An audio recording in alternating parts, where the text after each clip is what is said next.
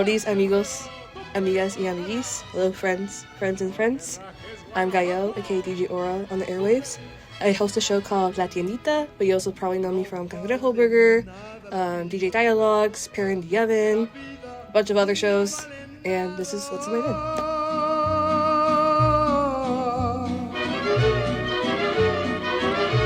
Comienza siempre llorando, y así llorando se acaba. First pick, I always like to think it's not a DJ Oro show if I don't play any Latin music, because even if it's like a metal show, gospel, country, folk, I'm always going to bring some kind of Spanish music. José Alfredo Jiménez, de Ceros de Colección. So José Alfredo Jiménez, I would argue he's the pioneer of mariachi music.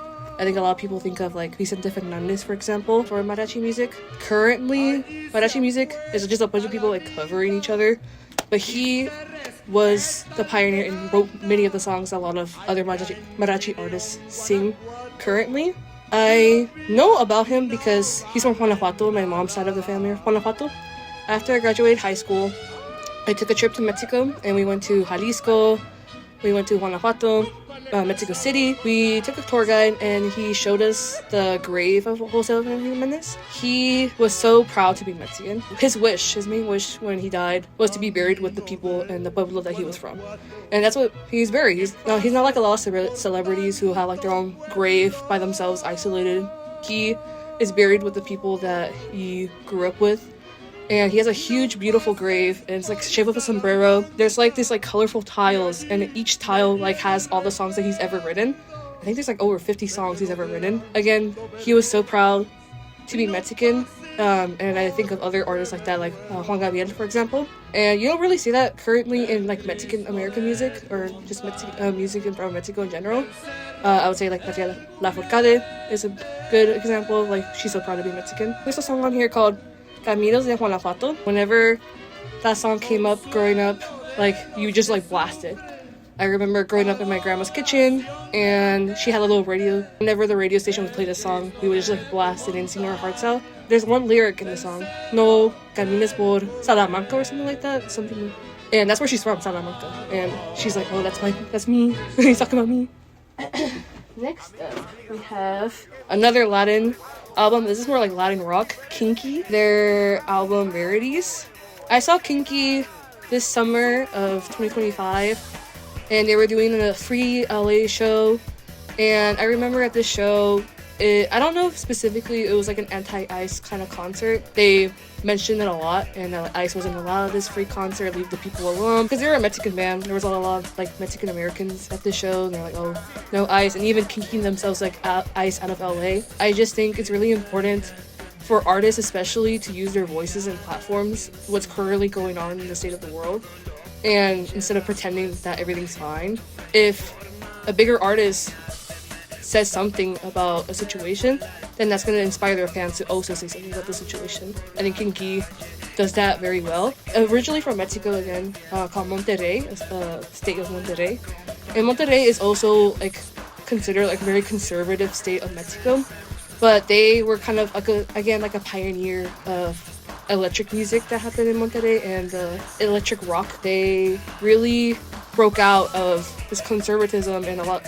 That's why they're called kinky, because they're like out, like they're weird. Their music's kind of weird. Push back the walls that are built up in, like for men specifically in Mexico, specifically Monterrey, and that's why they dress kind of a little more feminine. But I think that still shows how comfortable they are with their masculinity. And I would say my favorite song from here is Coqueta. It's a pretty good song. If I'm not listening to Latin music, Latino music, I'm listening to indie pop, and this is a prime example of that. Sember Twins and their album Forget Me. I also like the studio that they work with. It's called Burger Records. Pretty funny. This band is from Riverside, California, and I'm not too far from there. I'm originally from San Bernardino, California. I chose this album because I just wanted to do a quick shout out to the IE, the Inland Empire, the 909, because that's where I'm from. Whenever I come up here in NorCal, a lot of people are like, oh, where's San Bernardino? Where's Riverside? Where's all these places? Or they think of the county in general, like, oh no, I'm from the actual city. I was raised there my entire life. Even then, I think a lot of people had like a negative idea of San Bernardino and Riverside and all these different cities in the Inland Empire. but I just wanted to shout out that we can also be beautiful at the same time, just like this album. I really like this album. It's kind of like, again, like, I guess you have to put like a specific name to it, twee pop, twee indie pop. But I would say my favorite song from here is track 3, Darlin'. Pretty good. Now I have another, not indie, but another album here that's not Latin. This is Jeff Buckley's You and I. This is more like alternative rock, folk rock, if you want to put a label on that. But I remember one of my core memories here being at KDVS is I was censoring this, I think, and someone like was knocking on the door and asking me like, oh, what are you playing? And that was like the first time someone ever asked me that here in the station. I thought that was really cool. And I was like, oh, I'm listening to Jeff Buckley. And that specific song I think I was playing was track 3, Don't Let the Sun Catch You Crying. That's also a really beautiful song. But I just think Jeff Buckley, you know, R.I.P. a GOAT, he died too young. I don't know, whenever I'm like on the bus or kind of like contemplating life, I don't know what to do, I always listen to this album. And I would say my favorite song from here is track 6, Dream of You and I. Another KDVS classic, I guess, C. Blight's album, Lemon Lights. And if you didn't know, the drummer here in C. Blight was a former KDVS DJ. I thought that was pretty cool when I found that out. I remember we had this selection in the library called Currents, and their music that was just released within that year, like that month, and it's to help promote that album, that band that just released it. It's just like music that just came out currently. I remember when this was a current, that's why I started listening to it, and I thought it was pretty cool. And this album also reminds me of my first ever show was Cangrejo Burger, and this reminds me of that specifically. Me and my co-host at the time, Naima Money, we would kind of like pick this whenever we didn't know what to choose.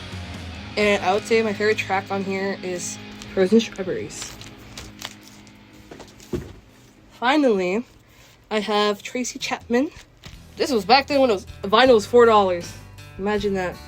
But Tracy Chapman is my GOAT. I think she was one of the first like queer artists I've ever listened to, especially. And then I think it's really interesting how brave she was, because in the country space where there's not a lot of queer people and where queer people are shamed and looked down upon, and you're playing in the kind of country folk aspect, that was so revolutionary at the time. I don't know, whenever I want to feel inspired, I always listen to Tracy Chapman. She's always a go-to. What's his name? I think Luke Combs, that one country singer. His most like famous song, I think a lot of people know him for, Fast Car, but he did not write that himself. This is from Tracy Chapman, Fast Car. And I like both versions. I like her version a little bit more. Even then, like, shout out Luke Combs for, you know, doing a cover of a Black lesbians like song. I would say my favorite song from here is For My Lover or Talking About a Revolution. I like both of those. I just want to do a quick shout out to my mom. She raised me, and she was kind of like my main introduction to music. She listened to a lot of like Latin rock, so bands like El Tri, Caifanes, Café Tacuba, all those different bands I know from her. She really helped me get inspired by music, and when I was a kid, we would go on road trips all the time, and we still do, but I would sit next to her in the front, and she would call me her little DJ, because I would always be like sorting through like radio stations in our car and trying to find a good one. And when I found out about KDVS, we have a radio station here on the Davis campus, I really wanted to join because my mom would always say I'm her little DJ. Yeah, she inspires me every single day. Yay! Yay!